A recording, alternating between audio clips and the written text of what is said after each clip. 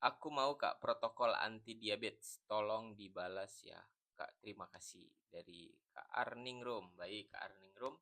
Ini protokol saya dapat free dari Dokter Ali. Nah, jadi saya bagikan free juga ke teman-teman semuanya. Ada 9 protokol anti diabetesnya. Saya share 3 aja ya. Jadi yang pertama, kalau kita gula darah tinggi atau diabetes, itu tidak makan yang manis lagi. Karena ya gula darah lagi tinggi, masa mau makan yang manis lagi ya. Jadi semua makanan dan minuman yang manis tidak dimakan lagi. Yang kedua, yaitu tidak makan yang berbahan dasar tepung. Apa yang berbahan dasar tepung? Mie instan, mie bakso, mie ayam, martabak, bala-bala, dan kawan-kawannya. Kue-kue kering ya. Bahan dasar tepung nggak bisa. Karena kenapa? Ini masuk makanan high glycemic index. Nanti bisa googling. Tepung itu menaikkan gula darah walaupun dia tidak manis kan. Nah, terus yang ketiga adalah olahraga otot. Kenapa nggak jogging? Kenapa nggak renang? Kenapa nggak lari? Kenapa olahraga otot? Karena di dalam tubuh kita ini ada sel namanya mitokondria. Jadi di dalam sel itu bagian dari sel.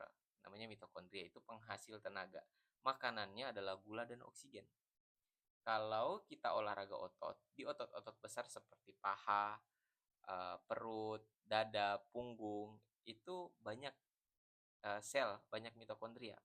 Jadi kalau kita olahraga otot misalnya setengah jam, 1 jam, itu memakan gula setengah jam, 1 jam.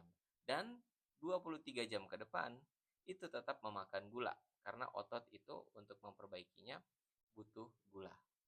Tapi kalau jalan kaki, jogging, itu hanya membakar gula pada saat kita olahraga saja. Gitu ya. Tapi kalau olahraga otot kan ada nyeri-nyeri otot ya. Ya sakit-sakit ketika habis olahraga, nah itu memakan gula. Itu kenapa dokter Ali menyarankan untuk olahraga otot gitu.